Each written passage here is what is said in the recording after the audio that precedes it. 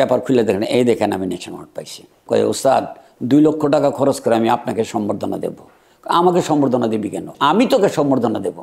না ওস্তাদ, এখানে কোনো বাবার ঢুকায়েন না, এটা আমি করুমি, এটা আমার ইচ্ছা জাগছে, আমি সম্বর্ধনা দেবো, আপনার ছবিতে আমি পাইছি। আচ্ছা, তোর ইচ্ছা যা করিস। 3 দিন পর সে মারা গেল। আসসালামু আলাইকুম, আমি চলচ্চিত্র পরিচালক, প্রযোজক, কাহিনীকার দেলোয়ার জাহান ঝন্টু। আজ মান্নার মৃত্যুবার্ষিকী। কথাটা বলতে আমার কষ্টই হচ্ছে, কারণ মান্নাকে নিয়ে আমি যা করেছি চলচ্চিত্রের মাধ্যমে তা অন্য কেউ করেনি। যেমন মান্না যখন প্রথম চলচ্চিত্রে আসছে তখন থেকেই আমাকে বলতো যে আমাকে একটা ছবিতে দেন।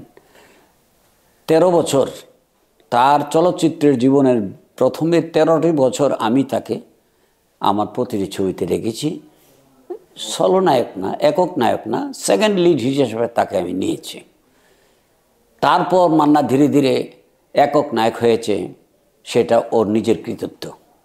আমি তাকে একক নায়ক হিসেবে নেই নাই, তবে আমি তাকে পরিচিত করে রেখেছিলাম বিধায় একক নায়কের জায়গাটা সে পূরণ করতে পেরেছে। তো মান্না জীবনে অনেক চলচ্চিত্র করেছে।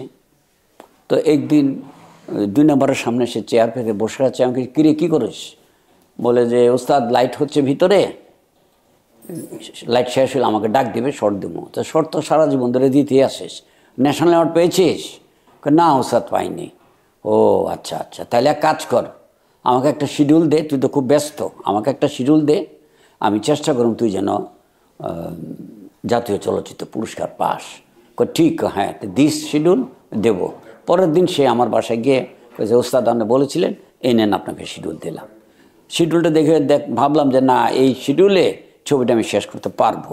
এটা সে জানে আমার একটা চলচ্চিত্র করতে কতদিন লাগে, কম সময়ও লাগে, বেশি সময়ও লাগে।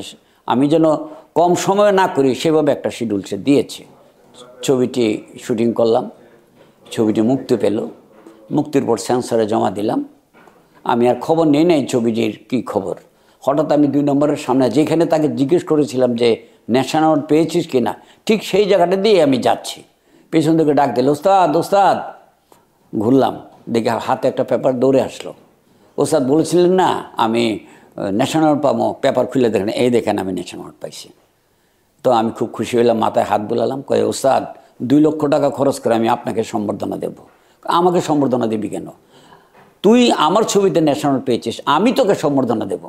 না ওস্তাদ, এখানে কোনো বাবার ঢুকায়েন না, এটা আমি করুমি, এটা আমার ইচ্ছা জাগছে, আমি সম্বর্ধনা দেবো, আপনার ছবিতে আমি পাইছি। আচ্ছা, তোর ইচ্ছা যা করিস। 3 দিন পর সে মারা গেল। আর এই কাজগুলো তার সম্পূর্ণ হয় নাই।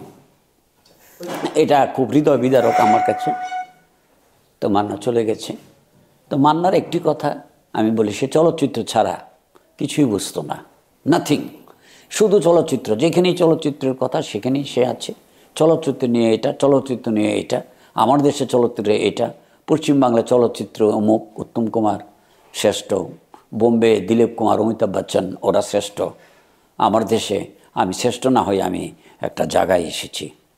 সে বলে আমাদের দেশে যে সর্বকালের জন্য শ্রেষ্ঠ সে তো রাজ্জাক সাহেব। তো আমি আমার যা জায়গা একটা করে নিয়েছি, এতে আপনার একটা কন্ট্রিবিউশন আছে যে আমি ন্যাশনাল অ্যাওয়ার্ড পেয়েছি।